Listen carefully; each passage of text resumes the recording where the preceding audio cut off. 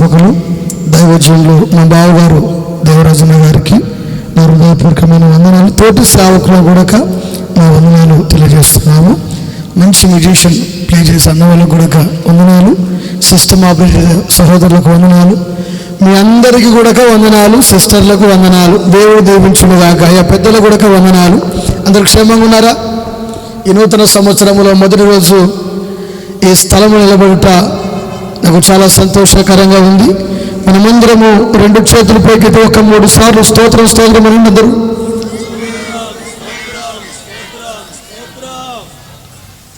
సగం సగం చెప్తారు. అందరూ అలసిపోయినాం. పాస్టర్ గారు క్రిస్మస్ పండుగ చేసి, జనవరి 1 చేసి, 31 చేసి అలసిపోయినాము. మమ్మల్ని అల్లాడిస్తారు కదా.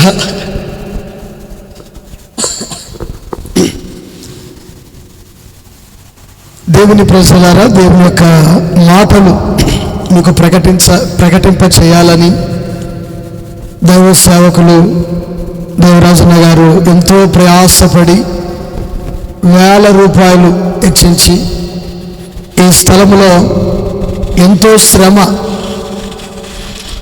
ఇక్కడున్న యవనస్తులు ఉన్నారు కదా, యెహోవాని ప్రార్థన మందిర యవనస్తులు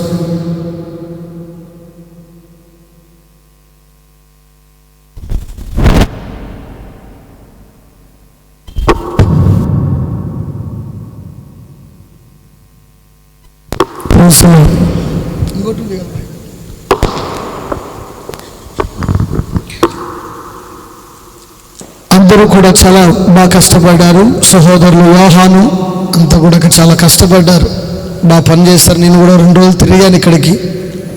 వారు సామాను మోసే విషయంలో, గుంతలు తీసే విషయంలో, కర్రలు పాతే విషయంలో ఒక మీటింగ్ 3 రోజులు పెట్టాలంటే మీరేమో 1 గంట మాత్రమే వచ్చి అలా వెళ్తారు. మీకేం పెద్ద పని ఉండదుగా. శ్రమ ఎంత ఉంటుందో, కష్టం ఎంత ఉంటుందో ఆ భారము సేవకులకు మాత్రమే తెలుసు. దేవునికి స్తోత్రం కలుగునుగాక. హల్లెలూయా. అయ్యగారు ఇందాక ఒక మాట అన్నారు, ఆయనకు సమయాన్ని ఇస్తున్నాను, ఆయన వాక్యమైన చెప్పని అని వాళ్ళు ఆఫ్ చేసి వెళ్ళిపోయినాడు. నన్ను పాట పాడకాకు వాక్యం చెప్పని అర్థం. అది దేవునికి స్తోత్రం కలుగునుగాక. సరే, మంచిది. నేను ఒక అర్ధ గంట లేక 40 నిమిషాల్లో ఈ కార్యక్రమాన్ని ముగించి సేవకులకు ఇస్తాను. ఆ తర్వాత ఆయన ఇష్టం ఏమైనా చేసుకోండి. నన్నైతే వాక్యానికే పిలిచాడు కనుక వాక్యం మాత్రమే చెప్తా. దేవుని స్తోత్రం కలుగునుగాక. నేను యేసు రమ్మనుచున్నాడు మినిస్ట్రీ హోరేబ్ టెంపుల్ నందు మరి సంఘ పరిచర్య చేస్తున్నాను.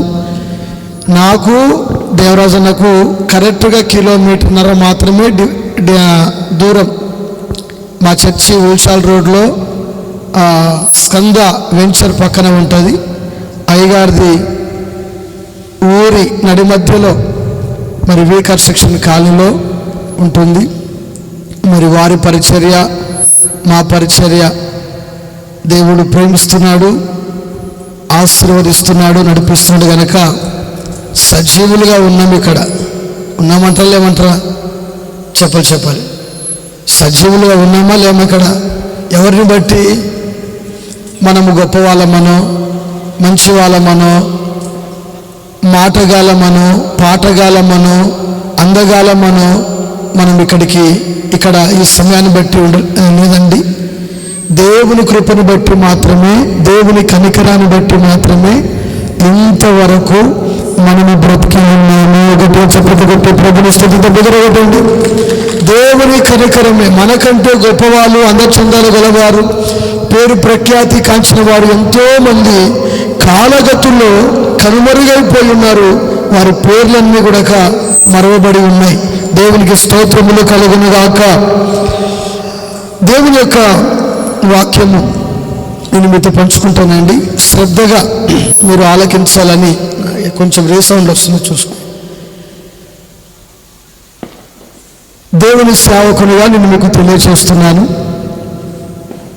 2025వ సంవత్సరము నిన్నటితో గతించిపోయింది. 2026వ సంవత్సరము దేవుని దయ వలన మనము ప్రవేశించాం. దేవుని స్తోత్రం కలుగునుగాక. దేవుని దయ వలన మనము ప్రవేశించాము, దేవుని దయ వలన అడుగు పెట్టాము.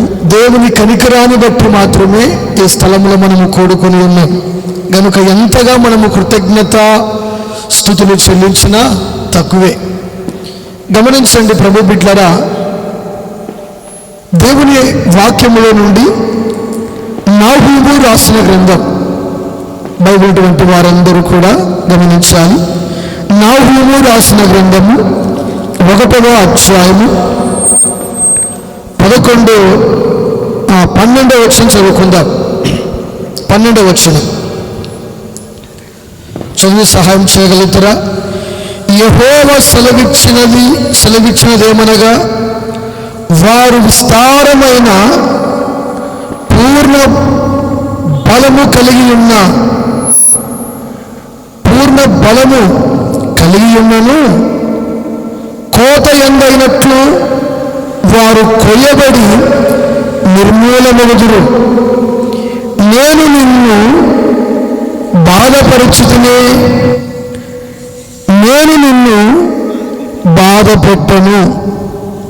ఈ మాటను బట్టి ప్రార్థన చేసుకుందాం. ప్రేమగల తండ్రి, పరిశుద్ధమైన దేవ, పిలువైన నీ సేవకుని బట్టి మట్టివాణి దుమ్ముకు ధూళి వంటి వాణి ఈ మాట చేత నీ ప్రజలతో మీరు మాట్లాడి మహిమను పొందుమని యేసు నామములో ప్రార్థన చేయించున్నాను తండ్రి, ఆమేన్.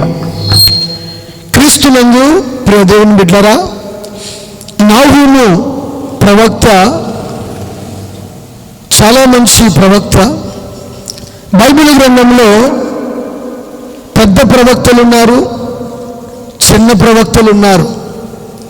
ఈ చిన్న ప్రవక్తలలో నాహూము ఒకరు. ఈ నాహూము దైవజనుడు, ప్రవక్త. నినివే పట్టణముల గురించి, నినివే ప్రజల గురించి ఎంతో చక్కగా దేవుని యొక్క దర్శనం బట్టి మాట్లాడము జరుగుతూ ఉంది. అయితే దేవుని వాక్యంలో 1వ అధ్యాయం 12వ వచనంలో, మీరు ఎంత గొప్ప జనమైనా కావచ్చు, మీరు బలమున్న వారి వ్యక్తులే కావచ్చు, కానీ నిర్మూలనం చేయగలను. అయితే ఇంతకాలము, ఇన్ని సంవత్సరాలు నేను మిమ్మలను బాధ పెట్టాను. అయితే ఇక మీదట నేను నిన్ను బాధ పెట్టను అంటున్నాడు. కొత్త చెప్పండి గట్టిగా సరిగా. ఇక మీదట అక్కడ అంటున్నాడు చక్కని మాట, నేను నిన్ను బాధపరుచుకుని నేను నిన్నిక బాధ పెట్టను. హల్లెలూయా. నేను నిన్ను ఏమంటున్నాడు? ఏమంటున్నాడు? నేను నిన్ను బాధ పెట్టను.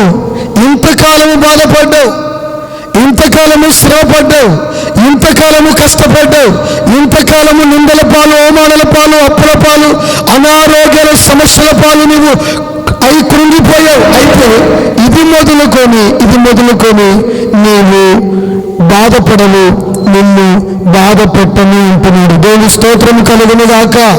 మనము ఆరాధించేటువంటి మన దేవుడు ఎవరు అంటే, మనల్ని బాధ పెట్టేటువంటి దేవుడు ఎంత మాత్రమును కాడు. ఒకటి, ఆయన హృదయపూర్వకముగా ఏ మనుషునికి, ఏ నరునికి బాధనైనను, విచారమునైనను, దుఃఖమునైనను దేవుడు కలగచేయడని విలాప వాక్యములో ప్రభు బిడ్డలారా 3వ అధ్యాయము 31 నుండి 33 వరకు చదువుకుంటూ వెళ్తే అక్కడ అంటాడు చక్కని మాట. చూడండి సరిగా మాటలు. ప్రభు సర్వకాలము విడనాడాడు, ఆయన బాధ పెట్టినను తన కృపా సమృద్ధిని బట్టి జాలిపడును హృదయపూర్వకముగా ఆయన నరులకు విచారమునైనను బాధనైనను కలుగచేయడు. గట్టిగా చెప్పండి, గట్టి ప్రభుని స్తుతిద్దామా. దేవుడు నరులకు హృదయపూర్వకముగా బాధనైనను విచారమునైనను కలగచేయడు. మనల్ని సృష్టించినటువంటి మన దేవుడు సృష్టికర్త, మన ప్రభువు అయిన యేసుక్రీస్తు. ఆయన మనల్ని బాధ పెట్టేటువంటి ఏ పని కూడా ఆయన చేయడు. ఎవరు చేయరు? దేవుడు హృదయపూర్వకంగా మనలను బాధ ఏ పని కూడా ఆయన చేయడు. బాగా గుర్తుంచుకోండి. ఇక్కడ క్లారిటీగా మీకు అర్థమవుతుంది కదా. మనం చదువుకున్నాం నవములో, నిన్ను బాధ పెట్టాను కదా, ఇంకా బాధ పెట్టాను అని దేవుడు మాట్లాడుతున్నాడు. అక్కడ నరులకు హృదయపూర్వకముగా బాధనైనను విచారమునైనను నేను మీకు కలుగ చేయను అంటున్నాడు. దేవుని స్తోత్రం కలుగును గాక. క్రీస్తునందు ప్రియ దేవుని బిడ్డలారా, నరులకు బాధ ఎప్పుడు వస్తుంది? చెప్పాలి. ఎప్పుడు వస్తుంది బాధ? దేవుని వాక్యము రాయబడింది, ఆజ్ఞ అతిక్రమమే పాపము. దేవుని ఎప్పుడు బాధపడుతున్నాడు మనుషుడు అంటే, దేవుని ఎప్పుడైతే మనుషుడు బాధపడతాడో ఆ బాధను బట్టి, చేసినటువంటి తప్పిదమును బట్టి, చేసినటువంటి అతిక్రమమును బట్టి, చేసినటువంటి ఆ యొక్క అలవాట్లను బట్టి ప్రభు బిడ్డలారా నరులకు బాధ కలుగుతుంది. ఇప్పుడు బైబిల్ గ్రంథంలో మనము ఆదాము అవ్వలు ఎంతమంది తెలుసండి? ఆదాము అవ్వలు మీ పక్కింట్లో ఉన్న ఆదాము కాదు, బైబిల్లో ఉన్న ఆదాము. ఆయన గురించి మాత్రం చెప్తా. దేవుడు హృదయపూర్వకముగా నరులకు బాధనైనను విచారమునైనను కలుగచేయడు. దేవుడు చెప్పేటువంటి మాట ఏమిటంటే, తోట మధ్యలో ఒక చెట్టు ఉందయ్యా, ఆ చెట్టు పండు మీరు తినవద్దండి. ఏమంటాడు ఆయన? ఉంటున్నారా? ఆ చెట్టు పండు మీరు తినవద్దండి, తింటే చస్తారు. తింటే ఏమవుతారు మీరు? ఎవరు చెప్పారు మాట? గట్టి చెప్పాలి. ఎవరు చెప్పారు? దేవుడు వారికి తెలియపరిచాడు. అయినా వారు చేసిన పని ఏంటి? దేవుని మాటను కాదని వేరొకరి మాట విన్నారు. ఎవరి మాట విన్నారు? మీకు చెప్పాను, దేవుడు హృదయపూర్వకంగా నరులకు బాధనైనను విచారమునైనను కలుగ చేయడు. ఇక్కడ వీరు ఎవరి మాటను బట్టి శ్రమ తెచ్చుకున్నారు, ఎవరి మాటను బట్టి బాధ తెచ్చుకున్నారంటే, అపవాది యొక్క మాటను విని వారి జీవితం మీదకి, వారి బ్రతుకు మీదకి శాపాన్ని కూడా తెచ్చిపెట్టుకున్నారు. ఈనాడు చాలామంది జీవితాలు ఎందుకు పాడైపోతున్నాయి? ఎందుకు పతనం అయిపోతున్నాయి? విశ్వాసంలో ఉంటారు, సహవాసంలో ఉంటారు, పరిచర్య చేస్తుంటారు, సేవకుని అంటుకట్టుకొని ఉంటారు. కానీ వారి కుటుంబాలు ఎందుకు సమాధానం లేదు? ఎందుకు వారి కుటుంబాలు నెమ్మది లేదు? ఎందుకు వారి కుటుంబాలు విచ్ఛిన్నమైపోతున్నాయంటే, ప్రభు బిడ్డరా, కేవలము వారు వేరొకరి మాట వినటను బట్టి. ఎవరి మాటను బట్టి? ఎవరి మాటను బట్టి? ఇప్పుడు సంఘంలో సేవకుని మాట వింటే సంఘము క్షేమాభివృద్ధిలోనికి వస్తుంది. ఎవరి మాట వింటే? వినబడుతుందా? ఎవరి మాట వింటే?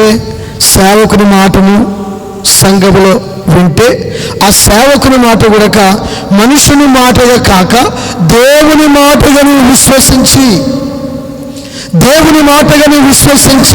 అంగీకరించగలిగినట్లయితే నీ జీవితము, నీ కుటుంబము, నీ బ్రతుకు బాగుంటుంది, బాగుపడతావు. సంఘములో దేవుని మాటను సేవకుని మాటను కాదని ప్రక్కకు పెట్టేసి ప్రక్కన ఎవడో ఒకడు తుంటరోడు ఉంటాడు సంఘంలో. ఉంటున్నారా? ఆదిమ సంఘంలోనే ఉన్నారు. ఈనాడు సంఘాలు కూడా తుంటరోడు ఎవడంటే అపవాది. వాడు ఎక్కడి నుంచి వచ్చాడు అంటే అటు ఇటు తిరుగుతూ వచ్చాడు. వానికి ఒక సంఘం ఉండదు, ఓ సహవాసం ఉండదు, ఓ పరిచర్య ఉండదు.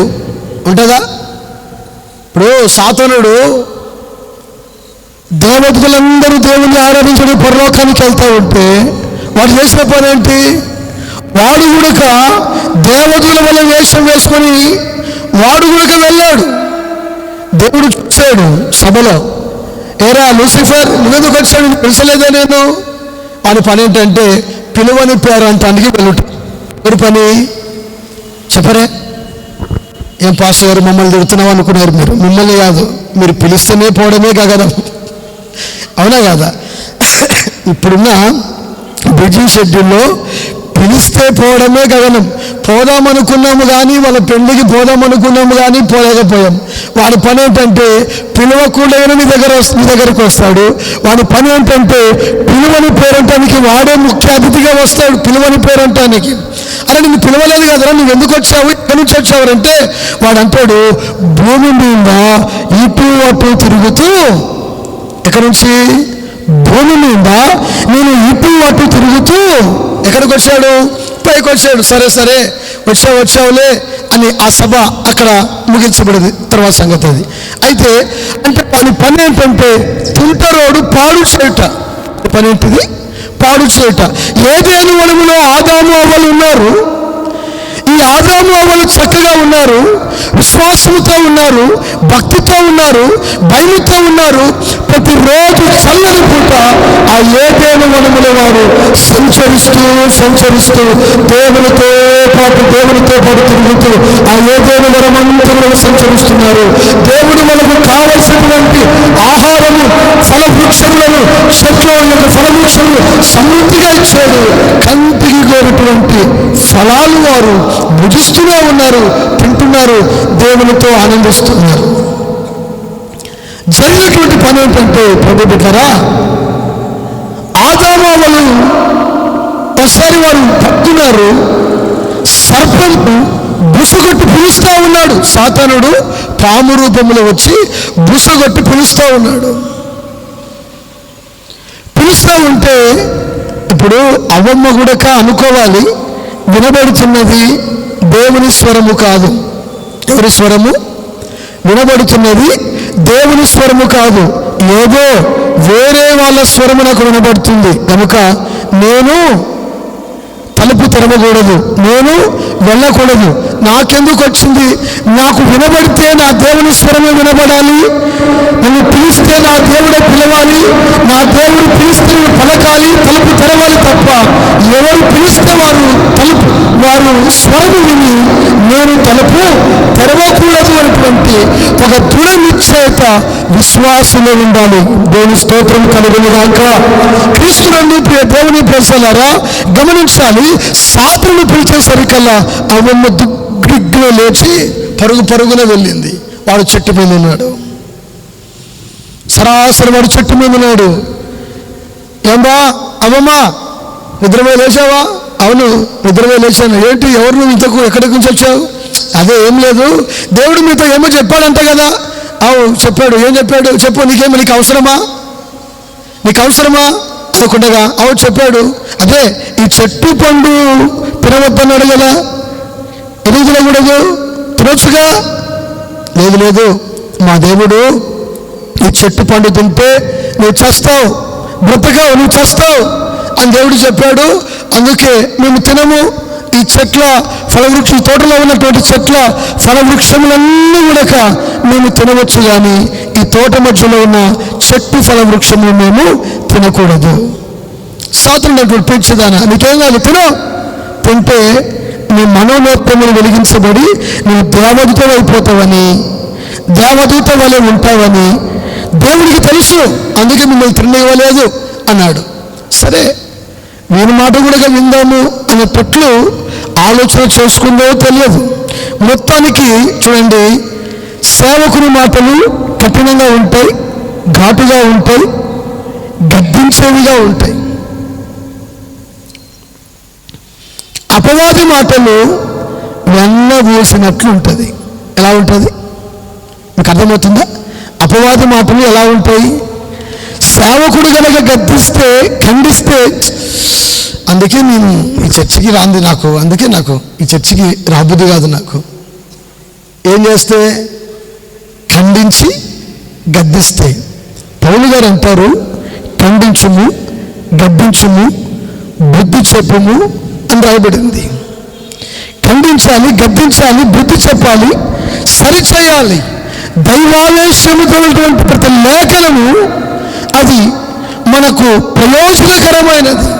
కానీ ఆ వాక్యాన్ని మనం ప్రకువ పెట్టేసి మారుతూ ఉంటాం. ఊసర వెళ్ళి కదా రంగులు మార్చినట్లు మారుస్తూ ఉంటాం. అలా మార్చడం వలన ప్రభు బిడ్డరా బాధలు మనము కొని తెచ్చిపెట్టుకుంటాము. ఏం కొని తెచ్చిపెట్టుకుంటాము? ఉంటున్నారా? బాధలు మనము కొని తెచ్చి పెట్టుకుంటాము. దేవుని వాక్యంలో అపవాది ఆ మాట చెప్పాడు.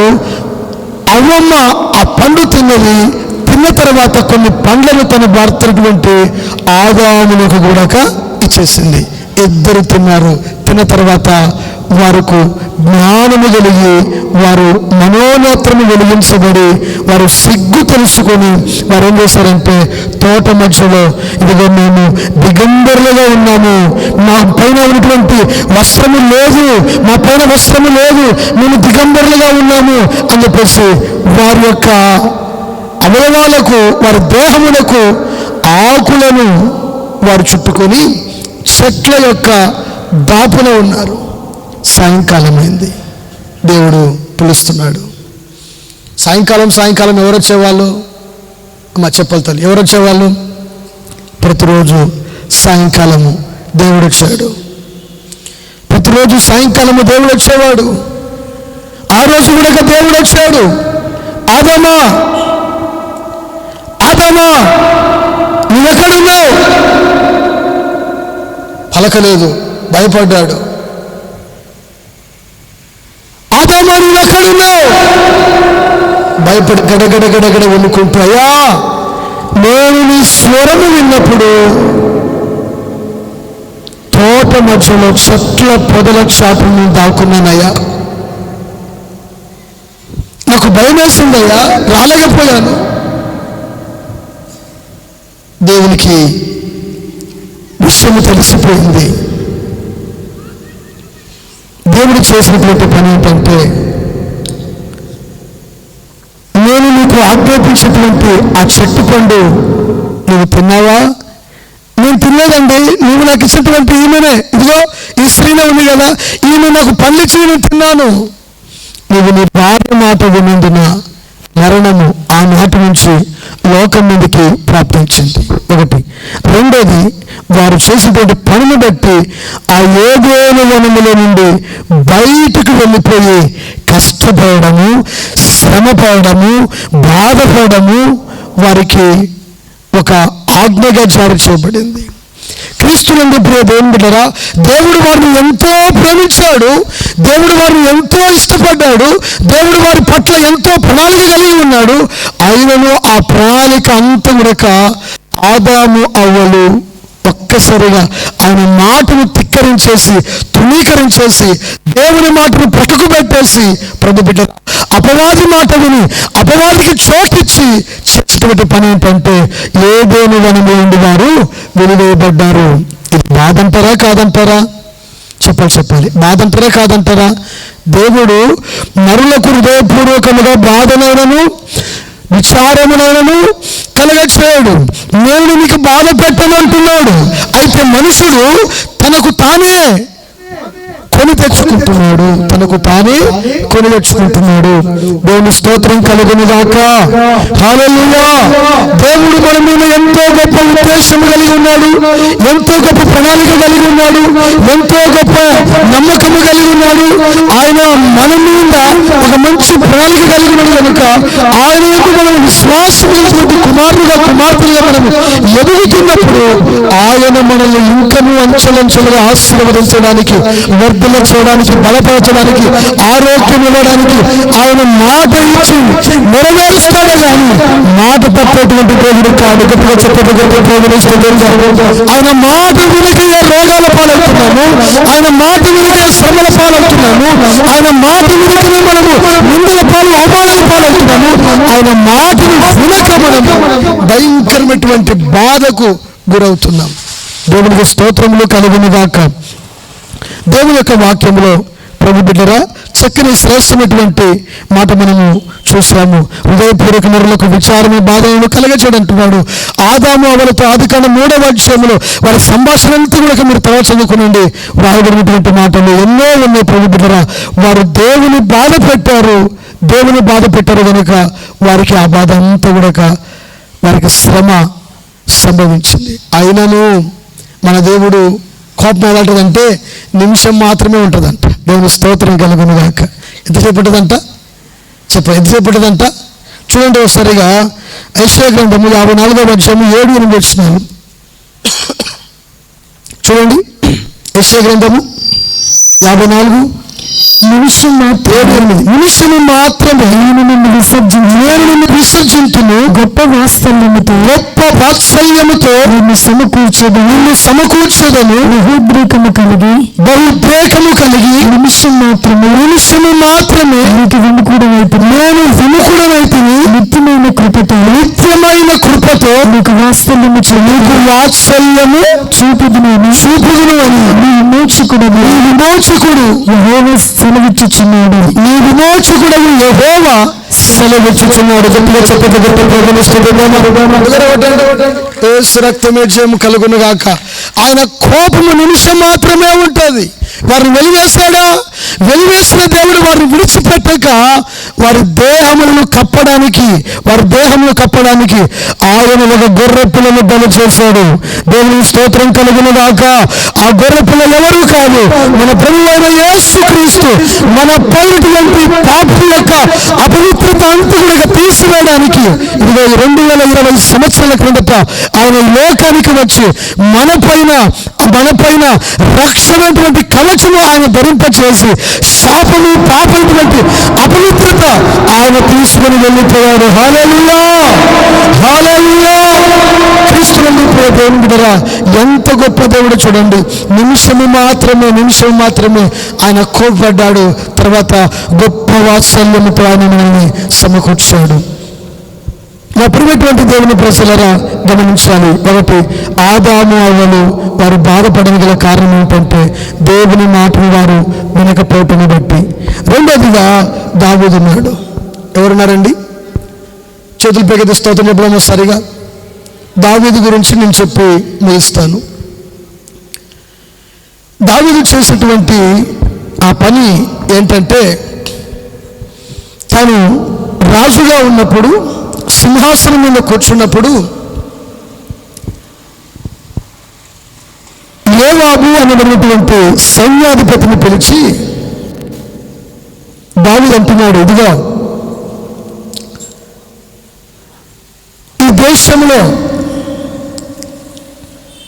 కత్తి దూయేవారు ఇశ్రాయేలు ప్రజలు ఎంతమంది ఉన్నారు? కత్తి దూయేవారు యూదావారు ఎంతమంది ఉన్నారు? దాని మొదలుకొని బెర్షెబ వరకు నీవు యోధులను మంచి 20 సంవత్సరాల నుంచి 50 సంవత్సరాల వయసు కలిగినటువంటి వారి వరకు మంచి యోధులను నీవు లెక్కించి ఆ సంఖ్య నా దగ్గరికి తీసుకుని రా అన్నాడు. ఎవరన్నారు ఈ మాట? చెప్ప ఎవరన్నారు ఈ మాట? దావీదు మాట్లాడాడు. దేవుడు అంటున్నాడు, సైన్య బలమును చూసి నేను మిమ్మల్ని గెలిపించను, నా బాహుబలము చేతనే మీరు విజయోత్సవంతో గెలుస్తారు. కొట్టి చెప్పండి గట్టిగా. ఎవరి బాహుబలము?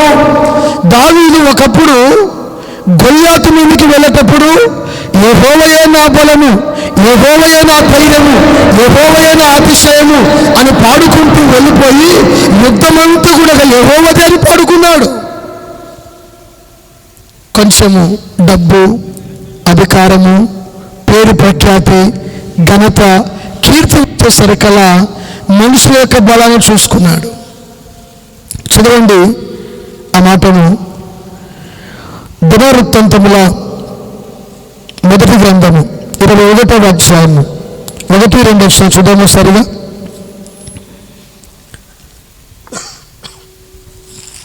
దినవృత్తాంతముల మొదటి గ్రంథము 21వ అధ్యాయము 1-2-3 వచనాలు. తరువాత సాతాను ఇశ్రాయేలులకు విరోధముగా లేచి ఇశ్రాయేలులను లెక్కించుటకు దావీదును ప్రేరేపింపగా దావీదు యోవాబునకును జనుల యొక్క అధిపతులకును మీరు వెళ్ళి బెర్షెబా మొదలుకొని దాని వరకు ఉండు ఇశ్రాయేలులను ఎంచి ఇశ్రాయేలు నుంచి వారి సంఖ్య నాకు తెలియజేయుటకై నా యొద్దకు దాన్ని తీసుకుని రండని ఆజ్ఞ ఇచ్చెను. అందుకు యోవాబు మాట్లాడుచు, రాజా నా ఏలిన వాడా, యెహోవా తన జనులను ఇప్పుడున్న వారి కంటే మూడంతలు ఎక్కువ మంది చేయునుగాక. వారందరూ నా ఏలిన వాని దాసులు కారా? నా ఏలిన వానికి విచారణ ఎలా? ఇది జరగవలసిన హేతువేమి? జరిగిన యెడల ఇశ్రాయేలుకు శిక్ష కలుగును అని మనవి చేసి ఇక్కడ ఆగుదామండి. ప్రభు బిడ్డలు గమనించాలి. యోవాబు చెప్తున్నాడు, రాజా ఎందుకు ఈ ఆలోచన వచ్చింది? అధికారము పేరు ప్రఖ్యాతి వచ్చిన తర్వాత గర్వాంధుడైన సాతానుడు వచ్చాడు. ఎవరు వచ్చారు? ఏదైనా మనం ఇంకెవరు వచ్చారు? చెప్ప ఎవరు వచ్చారు? అంత సప్పకున్నారే, ఏం తినలేదా రోజేం కదా? ఏదైనా వనంలోనికి ఎవరు వచ్చారు? సాతానుడు వచ్చాడు. దావీదు దగ్గరికి ఎవరు వచ్చారు? చెప్పాలి. దావీదు దగ్గరికి ఎవరు వచ్చారు? చుట్టాలు రాలేదు, సాతానుడు వచ్చాడు. ఈ సాతానుడు వచ్చి చేసిన పని ఏంటంటే దావీదు హృదయంలో చేరి ప్రేరేపణ కలగజేశాడు. దావీదు హృదయ ప్రేరేపణ ఇది వరకు ఎలా ఉందంటే, యెహోవా నా బలమా, నా రక్షణ శృంగమా, నా శైలమా, నా కేడమా, నా ఆశ్రయ దుర్గమని పాడుకుంటూ వెళ్ళిపోయిన వ్యక్తి. యెహోవా నా కాపరి, నాకు ఏమీ కలగదు, పచ్చిక గల చోట ఆయనను పరుండ చేస్తాడు, శాంతికరమైన జలముల యొక్క ఆయనను నడిపింప చేస్తాడు అని బయలుదేరినటువంటి వ్యక్తి.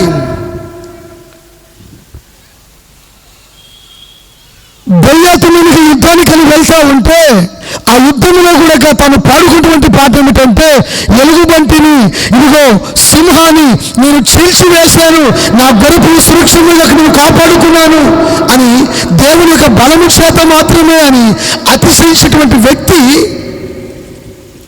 చివరికి మనుషుల యొక్క బలాన్ని, మనుషుల యొక్క బలగాన్ని అతడు లెక్కించుకుంటూ ఉన్నాడు. చూడండి, బంధువుల బలగము అంటూ ఉంటారు. బంధువుల బలగము కావాలని, ఆపదలకు అక్కర్లకు నీ బంధు బలగము అక్కరకు రాదు. గమనించాలి.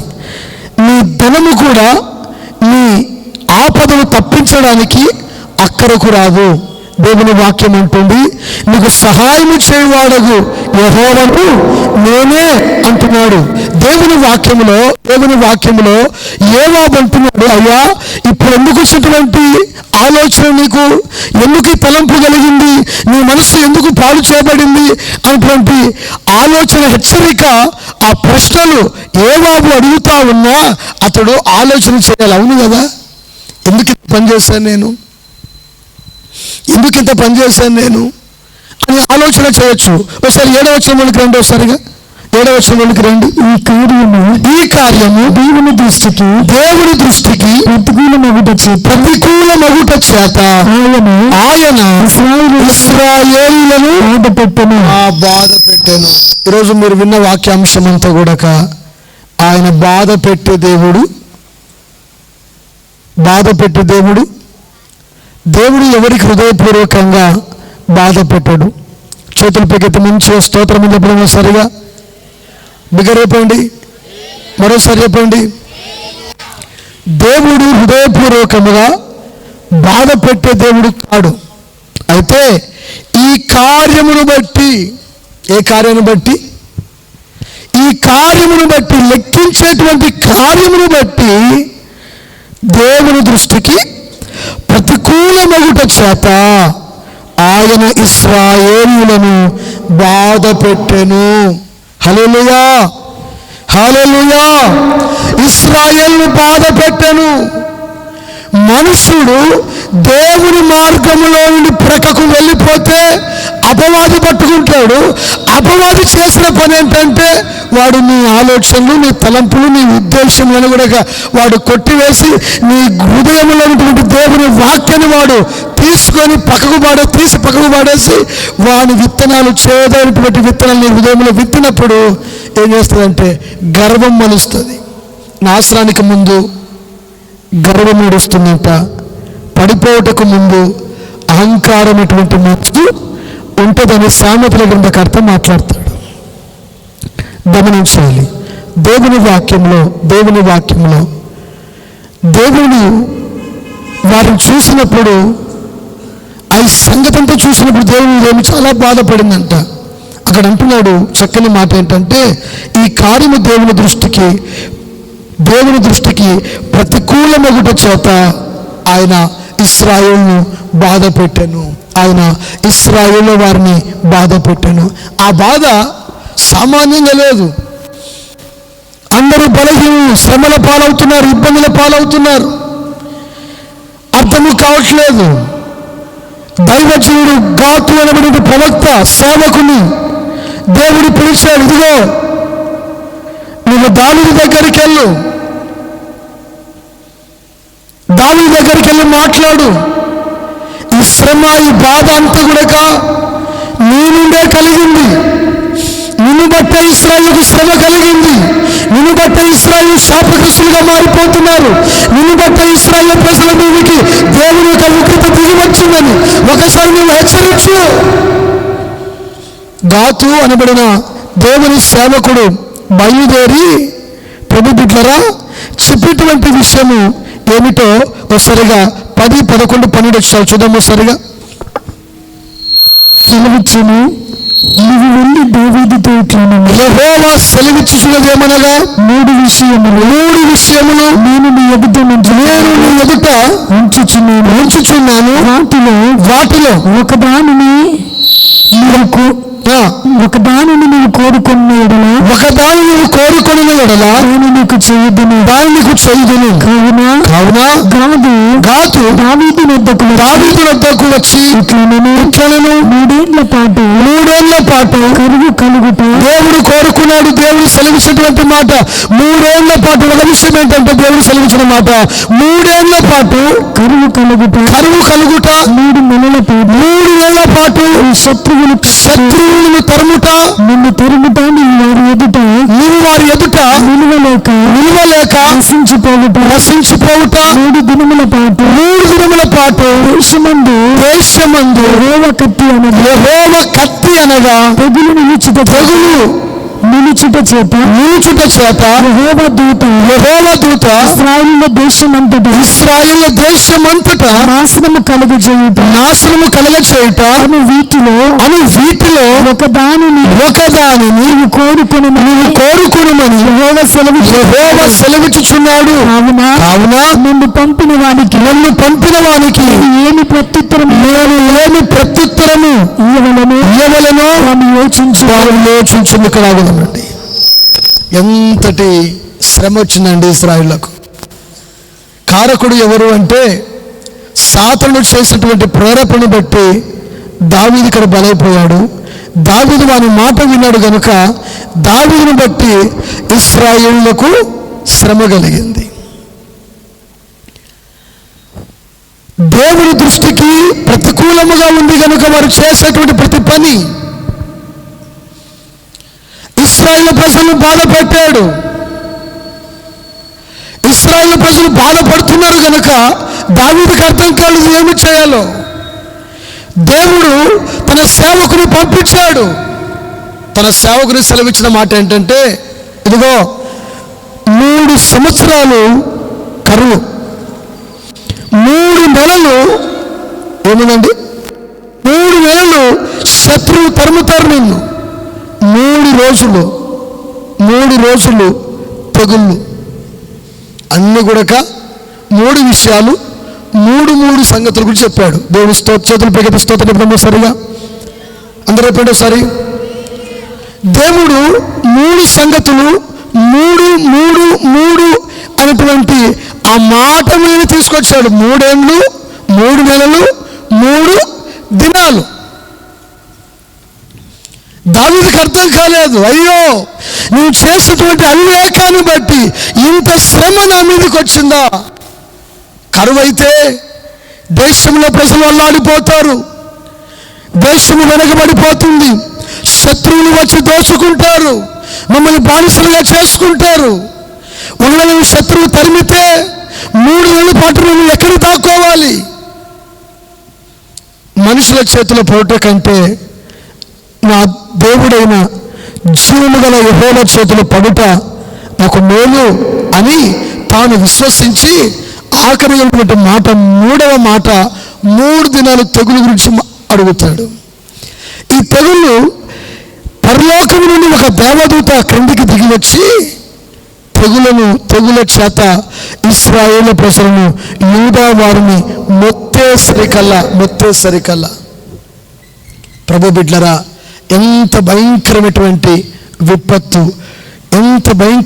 విపత్తు ఆ ప్రాంతంలో జరిగిందంటే పెద్ద భయంకరమైనటువంటి విపత్తు జరిగింది. వేల సంఖ్యలో జనాలు చనిపోయారు. ఈ 3 రోజుల్లోనే 17వ వచనంలో ఆయన మాట్లాడతాడు.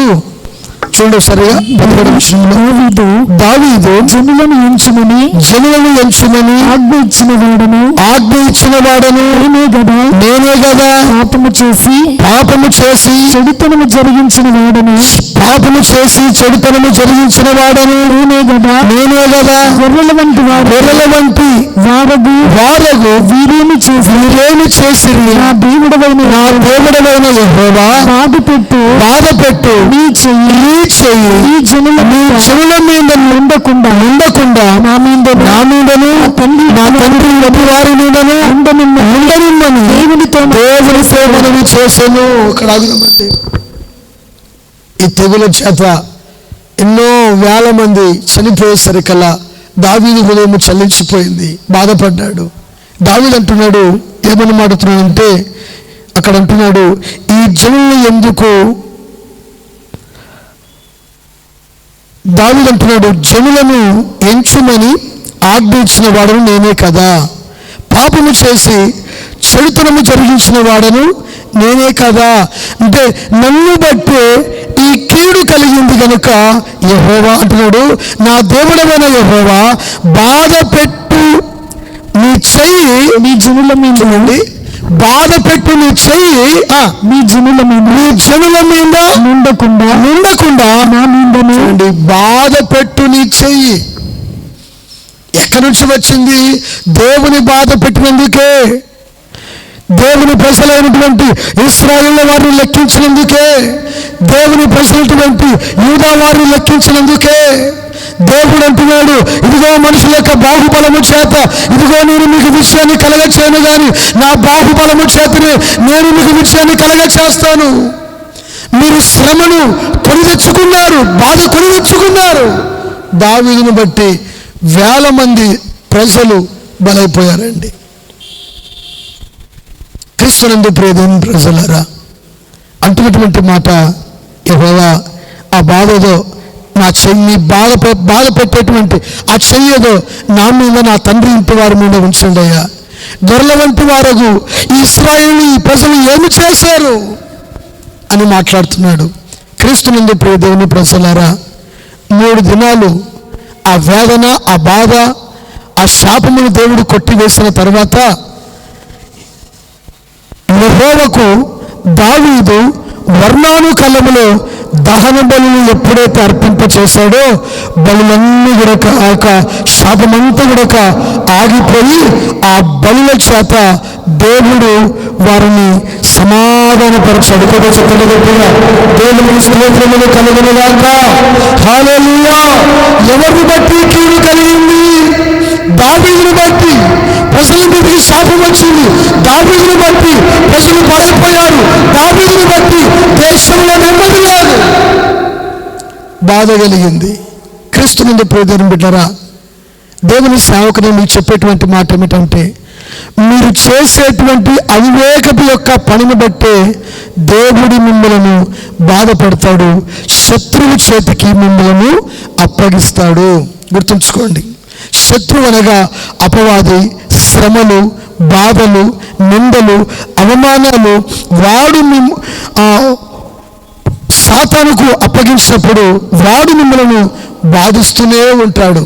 కనుక దేవుని సేవకులు చెప్పే మాట ఏమిటంటే, దేవుని ఎప్పుడు కూడా మనము బాధ పెట్టే పనులు చేయకూడదు. ఎవరిని ఎవరిని? దేవుని బాధ పెట్టేటువంటి పనులు ఎప్పుడు కూడా మనము చేయకూడదు. దేవుని స్తోత్రములు కలుగునుగాక. దేవుని అలాగే దేవుని ప్రజలైనటువంటి బీదలను, విడవరలను, తల్లిదండ్రులు లేని వారిని, దిక్కు లేని వారిని ఎప్పుడు కూడా మనం బాధ పెట్టకూడదంట. అలాంటి వారి పక్షాన యెహోవా సాక్షిగా ఉంటాడంట. చూద్దాము సరిగా నిర్గమకాండం 22వ అధ్యాయము, నిర్గమకాండం 22వ అధ్యాయము 22-23 వచనాలు. విధవరాలనైనను దిక్కులేని పిల్లలైనను బాధ పెట్టకూడదు. వారిని చేత ఏ విధముగానైనా